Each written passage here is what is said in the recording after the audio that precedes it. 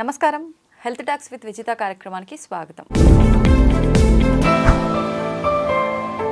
ప్రస్తుతం మనతో పాటు ఉన్నారు ప్రముఖ ఆయుర్వేద వైద్యులు ప్రొఫెసర్ డాక్టర్ టి వేణుగోపాలరావు గారు. ఇప్పుడు వారితో మాట్లాడి మరిన్ని విషయాలు తెలుసుకుందాం. నమస్తే సార్. నమస్తే అమ్మ.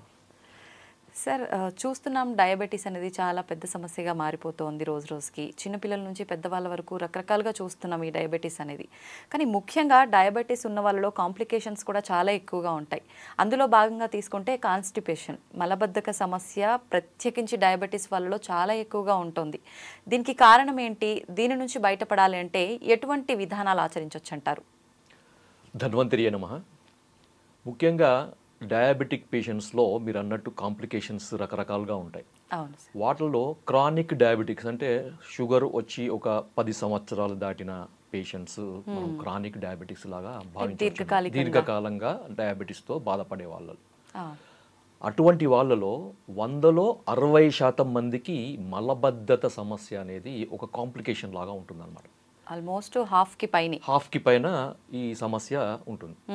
కాకపోతే ఏంటంటే చాలా మంది దీనికి ఏదో రకరకాల చిట్కాలు, గృహ వైద్యాలని, చిన్న చిన్న రెమెడీస్ అని, లేదంటే ఏదో చూర్ణాలని, లేకపోతే ఇంకేదో టాబ్లెట్స్ అని రకరకాలుగా వాడుతుంటారు. కానీ ఆయుర్వేద పరంగా ఈ సమస్యకి ఒక స్పెసిఫిక్గా కొన్ని రెమెడీస్, కొన్ని మనకి మూలికలు ఆయుర్వేదంలో ఉన్నాయన్నమాట. సో ఆ సమస్యకు తగిన విధంగా మనము మందు వాడితే ఈ సమస్య నుంచి బయటపడవచ్చు. ఇది ఎలా ఉంటుందంటే మీకు చిన్న ఎగ్జాంపుల్ చెప్తాను. మనకి మలబద్ధతకు సంబంధించిన మందులు చాలా ఉన్నాయి, కొన్ని వందలు ఉన్నాయి. దాంట్లో త్రిఫల చూర్ణము, పంచసకార చూర్ణం అని ఇట్లా చాలా అంటే చాలా ఉన్నాయి. అవన్నీ కూడా ఆయుర్వేదంలో చెప్పబడ్డే, కానీ వాటికి ఒక ప్రత్యేకమైన ఒక అంశం ఉంటుందన్నమాట. అంటే ఎక్కడ వాడాలి అనే దాన్ని బేస్ చేసుకొని దాన్ని ఫార్ములేట్ చేశారనమాట. అంతే తప్ప ప్రతి మలబద్ధతకు సంబంధించిన మెడిసిన్ ప్రతి కండిషన్లో ప్రతి ఒక్కరిలో పనిచేయదు. ఓకే, అంటే సేమ్ మెడిసిన్ అది దాని క్యూర్ అయినా కూడా ప్రతి ఒక్కరికి యూజ్ కాదు. ఓకే, మనిషిని బట్టి, వాళ్ళ అవసరాన్ని బట్టి, వాళ్ళకున్న ఈ కాంప్లికేషన్ బట్టి మారుతుంటుంది అనమాట. ముఖ్యంగా ఈ ఎవరిలో అయితే ఈ మలబద్ధత సమస్య, ప్రమేహ వ్యాధి అంటే మనకి డయాబెటిక్ పేషెంట్స్లో ఉంటుందో వాళ్ళకి రావడానికి కారణం ఏందో ముందు చూద్దాం మనం. ఓకే, దాంతో ఏంటంటే మనకి ఏం వాడాలనేది ఈజీగా తెలుస్తుంది, ఎలా వాడాలనేది ఈజీగా తెలుస్తుంది. సో దాంట్లో ముఖ్యంగా ఏంటంటే క్రానిక్ డయాబెటిక్ పేషెంట్స్లో మనకి పేగుల కదలికకు సంబంధించిన నరాల వ్యవస్థ ఉంటుందన్నమాట. అంటే మనం భోజనం చేసిన తర్వాత ఈ పేగుల కదలికను అది మనకు కంట్రోల్ చేసే ఒక నరాల వ్యవస్థ ఉంటుంది. ఆ నరాల వ్యవస్థ అనేది పేగుల గోడల్లో సన్నటి నరాలతోని ఎండవుతుంది అనమాట. మనకి వెంట్రుక ఎంతైతే మందం ఉంటుందో అంత సన్నటి ఈ నరాలు మనకి ఎండ్ పార్ట్స్ ఆఫ్ ది ఈ గట్ అంటారు. సో అక్కడ సప్లై చేస్తుంది. సో ఈ షుగర్ వ్యాధి వచ్చిన వాళ్ళలో ఏమవుతుందంటే ఆ సన్నటి నరాల వ్యవస్థ అనేది దెబ్బతింటుంది అనమాట, డ్యామేజ్ అవుతుంది. అంటే క్లోజ్ అవ్వడము అలా ఉంటుందా సార్? డ్యామేజ్ అవుతుంది అనమాట. అంటే అది పని చేయదన్నమాట. Okay okay. సో దానికి ఏదైతే పని మనం ఉంటుందో, ఏదైతే పని చేయాలో ఆ పని చేయదు అది, ఎందుకంటే అది డ్యామేజ్ అయిపోయింది. ఫర్ ఎగ్జాంపుల్ మనకి లైట్ వెలగాలంటే వైర్ కావాలి. వైరే సరిగా లేదంటే, వైర్ డ్యామేజ్ అయింది అనుకోండి, ఏమవుతుంది? సో అదే విధంగా మనకి వైరింగ్ సిస్టమ్ అనమాట మన బాడీలో, నర్వస్ సిస్టమ్ అంటే. సో ఇక్కడ మనకి పేగుల కదలిక సంబంధించిన నరాల వ్యవస్థలో సన్నటి నరాలు అనేవి దెబ్బతినడము, డ్యామేజ్ కావడం దీంట్లో జరిగేది అనమాట. అది కూడా కొంతమందిలో షుగర్ కంట్రోల్ ఉన్నా కానీ డ్యామేజ్ అవుతుంది, కొంతమందిలో షుగర్ కంట్రోల్ కాకుండా ఎక్కువగా ఉన్నప్పుడు కూడా డ్యామేజ్ అవుతుంది అనమాట. ఎందుకని సార్ అలా? ఇప్పుడు షుగర్ ఎక్కువ ఉన్నప్పుడు అంటే నిజంగా మీరు అన్నట్టు అన్ని ఆర్గాన్స్ పైన ఎఫెక్ట్ పడుతుంది ఇలా అంటారు కదా, మరి కంట్రోల్లో ఉన్న వాళ్ళకి కూడా కంట్రోల్లో ఉన్న వాళ్ళకి కారణం ఏంటంటే వాళ్ళ శరీర తత్వం. ఓకే, దీన్ని ఫినోటైప్, జీనోటైప్ అంటారు. శరీర ప్రకృతి అని ఆయుర్వేదంలో అంటారు అనమాట. బై డిఫాల్ట్ వాత తత్వం ఉన్న వాళ్ళు ఉన్నారనుకోండి, వాళ్ళకి షుగర్ లేకున్నా మనకి కాన్స్టిపేషన్ ఉంటుంది, ఇంకా షుగర్ వస్తే ఇంకా కాన్స్టిపేషన్ అనే ఎక్కువ వస్తుంది అనమాట. సో అది మనకి కాన్స్టిట్యూషన్ పరంగా కూడా మనకి డయాబెటిక్ కంట్రోల్లో ఉన్నా కానీ వాళ్ళ శరీర తత్వాన్ని బట్టి ఈ సమస్య వచ్చే అవకాశం ఉంటుంది అన్నమాట. ఓకే, సెకండ్ వచ్చేసి మరి దీనికి ఈ సమస్య నుంచి బయటపడడానికి మనం ఏం చేయాలి, రెండవ ప్రశ్న కదా. సో దీనికి ఏంటంటే మా క్లినిక్లో మేము దాదాపు ఒక 20 ఏళ్ళ నుంచి ప్రాక్టీస్ చేస్తున్నాం. డయాబెటిక్ పేషెంట్స్ చాలామంది వస్తుంటారు, వేల మందిలో మేము చూస్తుంటాం. సో వాళ్ళలో మేము ఎక్కువగా ఈ ఒక మూలికను మేము ఇస్తుంటాం అనమాట. సో అది చాలా అద్భుతంగా పనిచేస్తుంది. అది ఈ రోజు మన ప్రేక్షకుల కొరకు మనం చెప్తున్నాం అనమాట. సో దాని పేరు ఏంటంటే చూడమ్మా, ఇది ఏ మూలిక సార్ ఇది? దీని పేరు కటుక్క రోహిణి అమ్మ. తెలుగులో దీన్ని కటుక్క రోహిణి అంటారు. కటుక్క రోహిణి. దీన్ని ఆయుర్వేదంలో కుట్టుకి ఆర్ కట్టుకి అని అంటారు. సో దాదాపు అన్ని భాషల్లో కూడా కటుక రోహిణి లేదా కుట్కి అని అంటారు. హిందీలో కుట్కి అంటారు. సో సంస్కృతంలో కట్టుకి అని అంటారు. హిందీలో కుట్కి, తెలుగులో కటుక రోహిణి. కటుక, కుట్టుకి, కట్టుకి ఇవంతా ఆల్మోస్ట్ అన్ని లాంగ్వేజ్ లో వస్తుంది. సో మీరు మార్కెట్ లో కటుక రోహిణి అంటే మనకి ఈజీగా దొరుకుతుంది. ఇది చెట్టుకు సంబంధించిన వేరు భాగం అన్నమాట. మనకి ఇది ఎక్కువగా హిమాలయాల్లో పెరుగుతుంది అన్నమాట. హిమాలయాల్లో పెరిగే మూలిక ఇది. ఇప్పుడు మామూలుగా మనకి స్టోర్స్ లో మనకి ఆయుర్వేదం మూలికలు అమ్మే షాప్స్ దొరుకుతుంది. లేదు అంటే ఆన్లైన్ లో కూడా మీరు కట్టుకి లేకపోతే కటుక రోహిణి అని కొట్టండి, దొరుకుతుంది. ఇప్పుడు బాగుంది సార్, మీరు సమస్య చెప్పారు, దానికి పరిష్కారం ఏంటి అంటే ఈ మూలిక అని చెప్పారు. మరి ఈ మూలికను తీసుకొచ్చాము, దీన్ని ఎలా ఉపయోగించాలి? తప్పకుండా అది ఎట్లా అంటే మీరు మామూలుగా మీరు మార్కెట్లో తీసుకొచ్చింది కానీ లేకపోతే మీరు ఎక్కడి నుంచి తెప్పించుకున్నది కానీ దీన్ని పొడి చేసుకోవాలమ్మా. పొడి చేసుకోవాలంటే మీరు మామూలుగా ట్రెడిషనల్గా దంచి కానీ రోట్లో వేసి దంచి వస్త్రగాలితం పట్టి పొడి చేసుకొని స్టోర్ చేసుకోవచ్చు. లేదు మాకు అది చేత కాదు, మాకు రో లేదు అంటే మీరు డైరెక్ట్ మిక్సీలో వేసి మీరు పొడి చేసుకొని వస్త్రగాలితం చేసుకొని సన్నటి పొడి చేసుకొని మీరు స్టోర్ చేసుకోవాలి. లేదు పొడి రూపంలో దొరకదా? అదే అంటున్నాయి. ఇప్పుడు ఈ రెండు కూడా మాకు వీలు కాదు అంటే డైరెక్ట్ మీరు పొడి రూపంలో దొరుకుతుంది మీకు, అది తెప్పించుకోవచ్చు. సో మనకు ఓవరాల్ గా పొడి కావాలి మనకి. సో ఈ పొడిని వాడే విధానం ఏంటంటే ప్రతిరోజు కూడా సాయంత్రం పూట అమ్మ, అంటే చాలా మంది ఈ కాన్స్టిపేషన్ కు సంబంధించిన ఈ మెడిసిన్స్ అన్ని రాత్రి పడుకునేటప్పుడు వాడతారు. అవును కదా. అవును. కానీ ఇక్కడ మనం ఏంటంటే ఈ షుగర్ పేషెంట్స్కు సంబంధించిన కాన్స్టిపేషన్లో ఏమవుతుందంటే నేను ఇంతకుముందు చెప్పిన పేగుల కదలిక తగ్గుతుంది. నరాల వ్యవస్థ దెబ్బతినడం వల్ల పేగుల కదలిక తగ్గుతుంది. తగ్గడం వల్ల పేగుల కదలిక చాలా స్లోగా అవుతుంది అనమాట. స్లోగా కావడం వల్ల ఏమవుతుందంటే మనకు ఫీసిస్ మలం అంటారు కదా, ఎక్కువసేపు పేగులలో ఉంటుంది. దాంతో ఏమవుతుందో దాంట్లో ఉండే వాటర్ అంతా అబ్జర్వ్ అవుతుంది అనమాట. అబ్జర్వ్ కావడం ఏమవుతుంది, అది గట్టిగా అవుతుంది, హార్డ్ స్టూల్స్ అంటారు కదా. సో ఈ హార్డ్ స్టూల్స్ వల్ల వీళ్ళు మోషన్ పోవడానికి చాలా ఇబ్బంది పడుతుంటారు. సో బలవంతంగా ముక్కాల్సి వస్తుంది. కొంతమందికి బయటికి వచ్చినా కానీ ఇది హార్డ్ ఉండడం వల్ల ఏమవుతుందంటే అక్కడ ఉరుచుకుపోయినట్టే బ్లడ్ కూడా పడుతుంది అనమాట. కొంతమందికి అక్కడ తట్టుకొని పోతుంది. తర్వాత కొంతమందికి ఇన్కంప్లీట్ సెన్సేషన్, మోషన్ పోయినా కానీ ఇంకేదో మిగిలిపోయినట్టు సెన్సేషన్ వస్తుంది. ఇవన్నీ కూడా ఈ డయాబెటిక్ కాన్స్టిపేషన్ ఉండే లక్షణాలు. కొంతమందికి ఇంకా ఎట్లుంటుందంటే ఇంకా కొంచెం ఎక్కువ ఏజ్ వాళ్ళంటే 70-75+ ఇయర్ వాళ్ళలో ఈ కాన్స్టిపేషన్ చాలా ఏళ్ళ నుంచి ఉండి ఇబ్బంది పడుతున్న వాళ్ళు ఏమవుతుందంటే ఈ ఉండల్లాగా తయారవుతుంది అనమాట మళ్ళీ. సో వేలు పెట్టి బయటికి తీయాల్సిన పరిస్థితి. కొంతమందికి 2 రోజులకు రాదు, 3 రోజులు, కొంతమందికి 4-5 రోజులు, కొంతమందికి వారం వరకు కూడా మోషన్ బయటికి రాకుండా ఉంటుంది అనమాట. సో ఇలా జరుగుతుంది మనకి. చాలా ఇబ్బంది పడుతుంటారు వాళ్ళకి. ఆయాసం రావడము, తర్వాత భోజనం చేయాలంటే తినాలనిపించదు, పొట్ట ఉబ్బరం లాగా ఉంటుంది. తర్వాత కొంచెం తిన్నా కానీ కడుపు నిండినట్టు ఉంటుంది. అంత చాలా ఇబ్బందికరంగా ఉంటుంది. ఎందుకంటే డ్రైనేజ్ సిస్టమ్ అమ్మ, సింపుల్ గా డ్రైనేజ్ సిస్టమ్ సరిగా లేకపోతే ఒక్కసారి డ్రైనేజ్ క్లీన్ ఎక్కడికక్కడ జామ్ అయిపోతుంది అని అంటే అది అంతే. డ్రైనేజ్ కరెక్ట్ గా ఉంటే మొత్తం డిటాక్స్ అవుతుంది బాడీ. డిటాక్స్ ఏంటంటే బాడీ యాక్టివ్ అవుతుంది. వరకేనా అంతే, వీళ్ళకనే కాదు.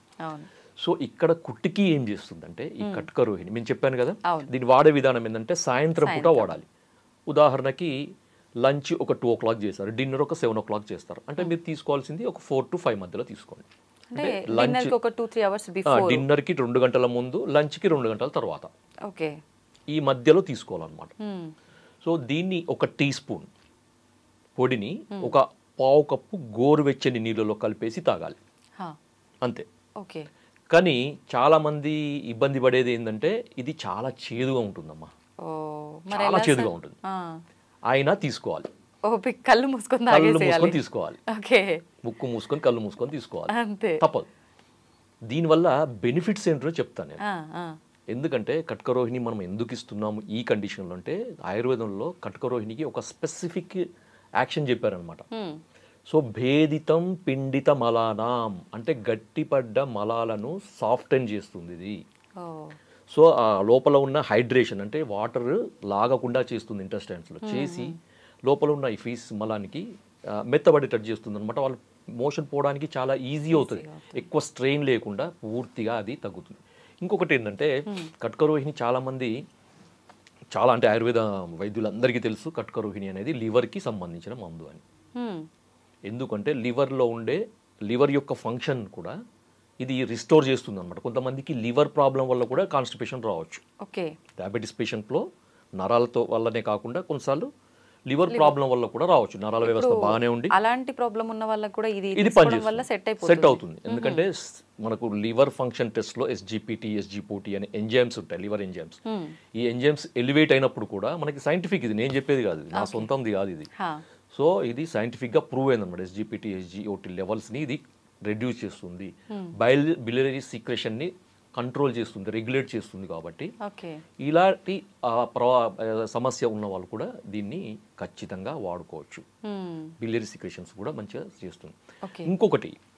ఇంకొక అడ్వాంటేజ్ ఏంటంటే మనకి రీసెంట్గా జరిగిన మనకి ఈ సైంటిఫిక్ రీసెర్చ్లో తేలింది ఏంటంటే ఇది షుగర్ని కూడా కంట్రోల్ చేస్తుంది. కాంప్లికేషన్ కాకుండా షుగర్ ని కూడా కంట్రోల్ చేస్తుంది. అంటే అలా కంట్రోల్ చేయాలంటే సుమారుగా ఎంత కాలం నుంచి వాడుతూ ఉండాలి? రెగ్యులర్ గా వాడుకోవచ్చు, దీనివల్ల ఎటువంటి నష్టం ఉండదు. కొన్ని ఆయుర్వేద మూలికలు వాడేటప్పుడు బాడీ ఓవర్ హీట్ అవుతుంది, రెగ్యులర్ గా వాడకూడదు ఇలా చెప్తుంటారు కదా సార్, అలాంటి ప్రాబ్లం? అలాంటిది ఏం లేదమ్మా, అలాంటిది ఏమీ ఉండదు. హీట్ అంటే ఇది వేరే టాపిక్, అది నిజంగా చెప్పాలంటే హీట్ చేస్తుందా లేదా అనేది వేరే టాపిక్. ఎందుకంటే హీట్ చేయడం అనేది ఆయుర్వేద కొన్ని రకాల ఆయుర్వేద మందుల యొక్క లక్షణం. ఇప్పుడు మీరు మోటార్ బైక్ నడుపుతున్నా, చల్లబడిపోయిందండి, అది స్టార్ట్ అవుతుందా? లేదు.